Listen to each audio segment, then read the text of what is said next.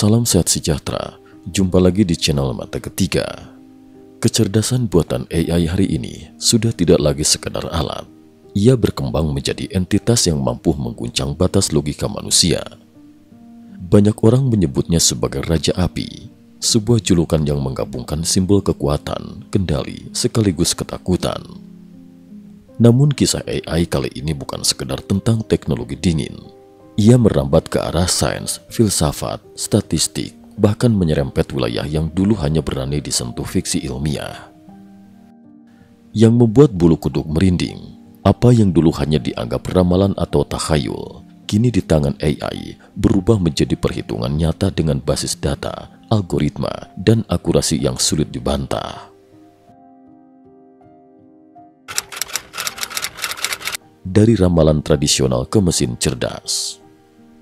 Di masa lalu, manusia percaya pada cara-cara kuno, membaca garis wajah, meneliti ba'zi, 8 karakter kelahiran, atau menanyakan nasib pada ahli nujum.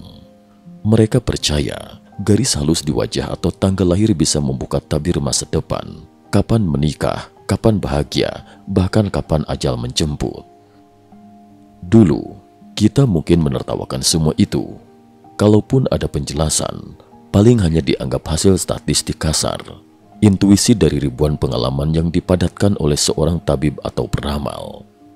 Tapi kini, dengan big data dan deep learning, mesin yang diciptakan manusia justru mulai menghidupkan kembali ramalan itu.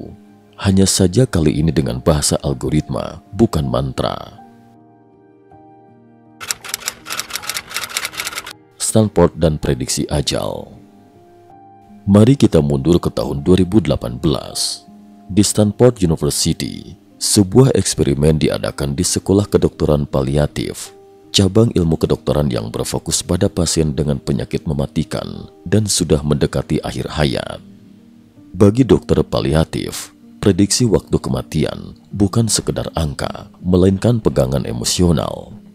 Ia menentukan apakah seorang pasien bisa pulang untuk menghabiskan hari-hari terakhir bersama keluarga, atau justru harus bertahan di rumah sakit dengan tabung dan kabel yang mencekik kenyamanan.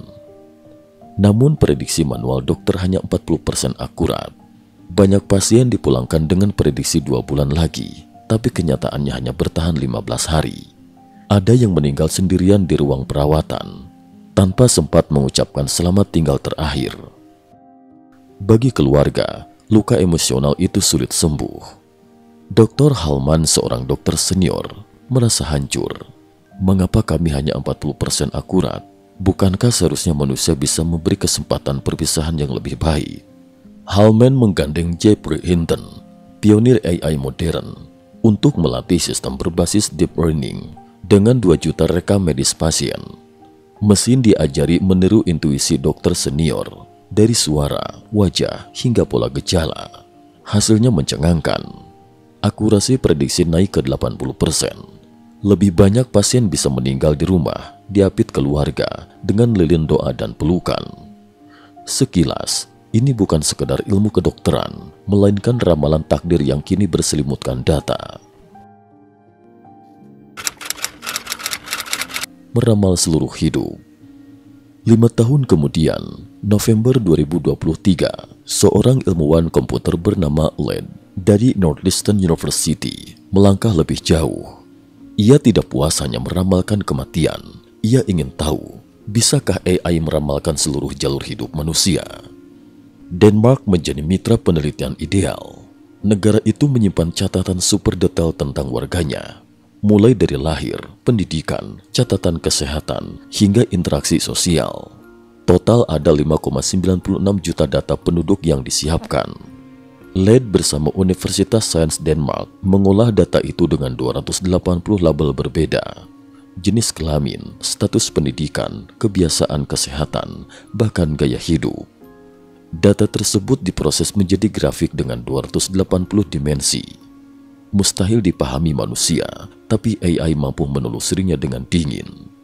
Ketika divisualisasikan, hasilnya berupa grafik menyerupai tapal kuda. Yang mengerikan, orang-orang yang benar-benar meninggal dalam periode tertentu, datanya terkumpul rapi di sisi kanan grafik, persis ramalan AI. Penelitian yang dipublikasikan di Nature Human Behavior menghasilkan angka mengejutkan. AI mampu memprediksi kematian dengan 78% akurasi. Namun LED tidak merilis algoritmanya. Ia tahu risikonya terlalu besar. Bayangkan jika perusahaan asuransi menggunakannya. Polisi bisa dimanipulasi. Orang bisa ditolak karena AI tahu ajalnya sudah dekat. Dunia akan memasuki era diskriminasi yang tak kasat mata berdasarkan ramalan mesin. Menatap wajah, menebak ajal. Juni 2025, tim peneliti Jerman mencoba jalan yang lebih sederhana. Mereka mengumpulkan 24.000 foto orang yang telah meninggal, lalu melatih AI untuk menghubungkan bentuk wajah dengan usia kematian. Hasilnya membuat merinding. Dengan satu foto terbaru, AI bisa memprediksi waktu kematian seseorang dengan margin kesalahan hanya 4,79 tahun. Artinya, cukup unggah selfie hari ini, AI dapat mengabarkan berapa lama Anda akan hidup. Ramalan yang dulu dianggap omong kosong, kini berwujud kode dan grafik. Yang lebih mengejutkan, semua ini seakan pernah diramalkan lebih dulu. Pada 1939, Robert A. Heinlein menulis cerpen berjudul Lifeline. Tokohnya, seorang ilmuwan bernama Finero, menciptakan mesin yang mampu memprediksi peristiwa hidup, kelahiran, pernikahan hingga kematian. Namun kehadiran mesin itu justru memicu malapetaka. Perusahaan asuransi merasa terancam. Pinero dituduh penipu, diadili, lalu dibunuh oleh agen bayaran. Mesinnya dihancurkan. 80 tahun kemudian, AI membuktikan fiksi itu tak lagi sekedar cerita. Ia kini nyata. Dari Stanford, Denmark, Jerman, hingga fiksi Heinlein, kita melihat pola yang sama. Ramalan bukanlah mistik kosong. Ia muncul dari statistik, big data, dan algoritma cerdas. Namun ada pertanyaan yang jauh lebih penting. Apa yang terjadi jika rahasia hidup dan mati ini jatuh ke tangan yang salah?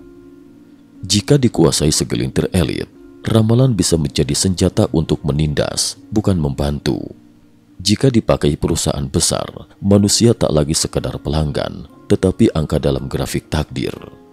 Seperti tradisi kuno yang selalu menyembunyikan rahasia langit dari orang awam, kini dunia modern pun menghadapi dilema serupa. AI mungkin bisa meramal hidup dan mati, tapi apakah manusia siap menanggung kebenaran yang diungkapnya?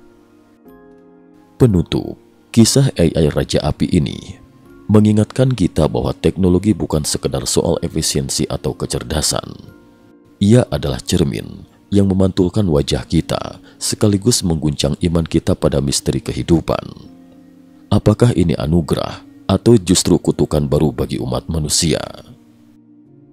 Cukup sekian dulu. Terima kasih atas perhatiannya.